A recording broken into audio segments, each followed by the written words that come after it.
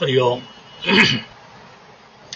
আমাদের আজকের আলোচনার মূল বিষয়বস্তু ওঙ্কার মন্ত্র, সর্বদেবময়, সর্বমন্ত্রময় ও সর্বশুভময়। এ প্রসঙ্গে শ্রী শ্রী বাবামণি সুস্পষ্টভাবে আমাদের দিক নির্দেশনা দিয়েছেন এবং বলেছেন, উপাসনার আসনটিতে বসিয়া বিগ্রহের পানে কিছুকাল স্থির দৃষ্টিতে তাকাইও, মাঝে মাঝে চোখ বুজিয়া লক্ষ্য করিও যে পরিদৃষ্ট বিগ্রহের প্রতিচ্ছবি মনের কোণে ভাসিয়া উঠিতেছে কিনা। কিছুকাল বিগ্রহের দিকে এক লক্ষ্যে তাকাইয়া থাকা বড়ই প্রয়োজনীয় ব্যাপার। অপরে যখন অখণ্ড সংহিতা পাঠ করিতেছে তখন বলছেন, তুমি তখন বিগ্রহের দিকে লক্ষ্য দিও।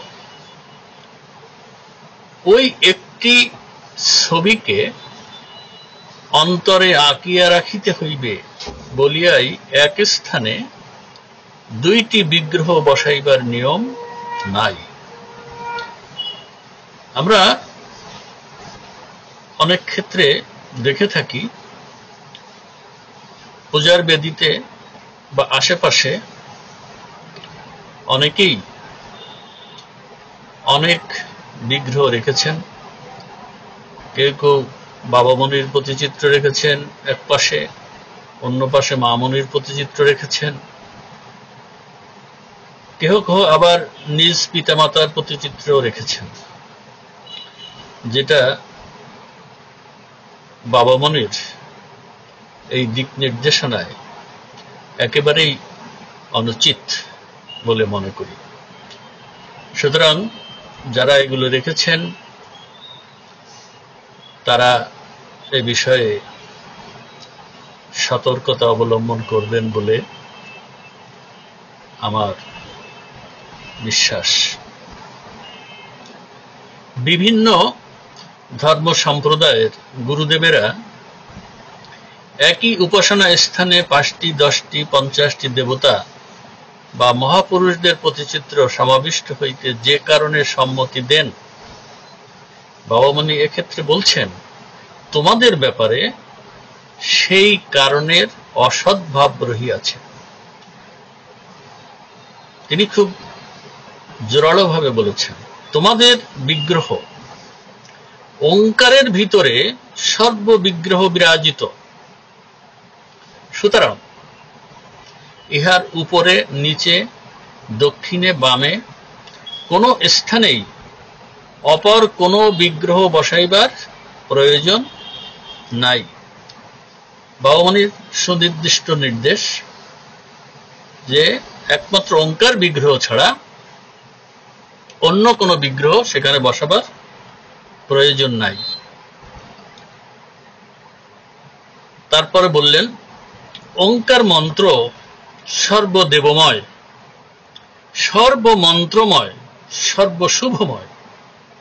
সুতরাং এই মন্ত্রের স্মারক রূপে যেই প্রতীক বিগ্রহ তোমাদের উপাসনা স্থানে রাখিবে সেখানে অন্যান্য বিগ্রহের সমাবেশ করিও না। সুস্পষ্ট নির্দেশনা। সব মতই সত্য, সব পথই সত্য। কালী, দুর্গা, গণেশ, শিব কেহই মিথ্যা নহেন। যিশু, মোহাম্মদ, শ্রী চৈতন্য ইহারাও মিথ্যা নহেন। বেদ, বাইবেল, কোরআন, গীতা ইহারাও মিথ্যা নহেন। কোনো কিছুকে মিথ্যা অপবাদ না দিয়াও তোমাকে একনিষ্ঠই থাকিতে হইবে। নিষ্ঠাহানি সাধকের গুরুতর শত্রু। এক নামে, এক মতে, এক পথে লাগিয়া থাকিয়া যে জাহান্নামে যাইতেও রাজি থাকে সেই তো প্রকৃত সাধক। সাধকই প্রয়োজন, পল্লবগ্রাহীর প্রয়োজন নাই।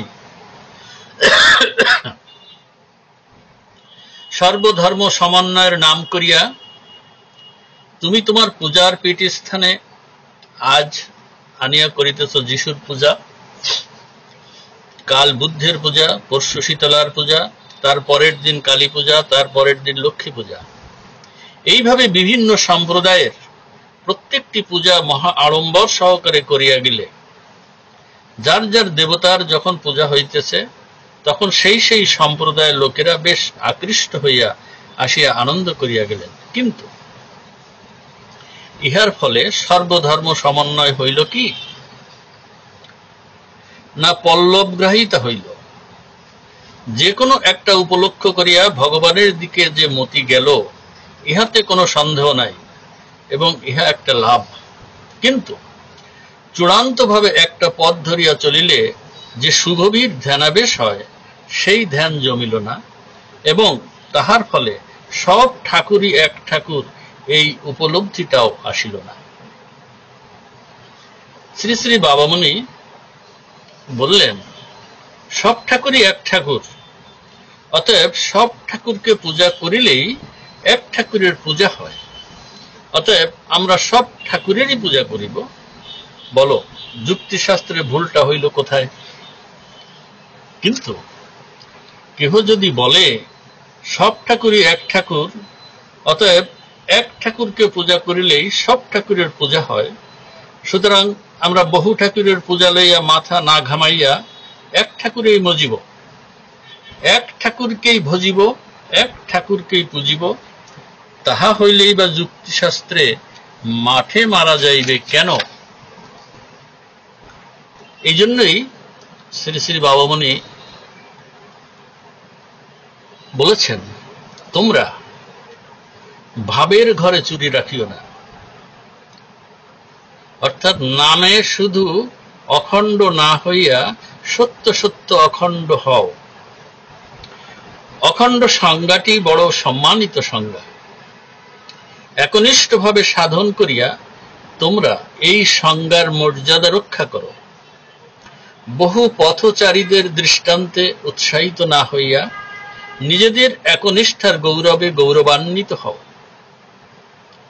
বললেন, তোমাদের বড় বড় 50টা মঠ হয় নাই বলিয়া তোমরা ছোট হইয়া আছো, এই ধারণা বর্জন করো। বড় বড় মঠ স্থাপনে আনুকূল্য পাইবার জন্য জনসাধারণের মানসিক মুদ্রা দোষগুলির তোয়াজ করিতে হইবে, এই ভ্রান্তি তোমরা পরিত্যাগ করো।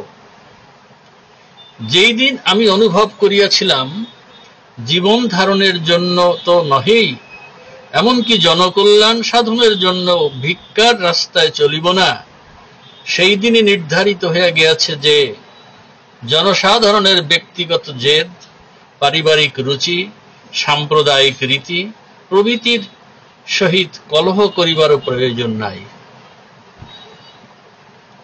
আপোষ করিবারও আবশ্যকতা নাই। তোমাদের লক্ষ্য রাখিতে হইবে পরমেশ্বরের শ্রীচরণে। ভগবানের যদি ক্ষমতা থাকে 50টা মঠ তোমাদেরও হইবে। ভগবানের অপেক্ষা অল্প শক্তিধর কাহারও বন্দনা আমরা করিব না।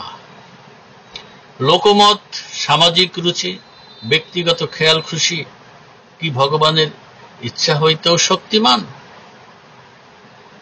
শ্রী শ্রী বাবামণি আরো বললেন, 10 দিকে মন দিও না, নিষ্ঠাকে দুর্বল করিও না। তোমরা কুসংস্কার পরিত্যাগ করো, নিখিল বিশ্বের স্রষ্টা পরম প্রভু পরমেশ্বরকে সত্য জানিয়া তার উপাসনায় রত হও। রোগের ভয়ে আতঙ্কিত হইয়া শীতলা মনসা আদি ভীতির প্রতীকের পূজার বৃথা শক্তি ক্ষয় করিও না। তোমার গৃহে অখণ্ড বিগ্রহ ওঙ্কার নাম ব্রহ্ম প্রতিষ্ঠিত আছেন। তুমি তোমার সকল পূজা, সকল অর্চনা সেখানেই করো। সেখান হইতেই ভয় হইতে ত্রাণ, বিপদ হইতে উদ্ধার, সংকট হইতে মোচন, বন্ধন হইতে মুক্তি, দুর্গতি হইতে প্রতিকার যাচিয়া লও। 10 দিকে মন দিও না, নিষ্ঠাকে দুর্বল করিও না। সুতরাং শ্রী শ্রী বাবামণির এই অমোঘ নির্দেশ আমাদের অক্ষরে অক্ষরে পালন করে আমাদের সমবেত উপাসনা গৃহে, সমবেত উপাসনার বিগ্রহ মন্দিরে একমাত্র ওঙ্কার বিগ্রহই থাকিবেন। এই হোক আমাদের একমাত্র পণ। হরি ওম, হরি ওম, হরি ওম।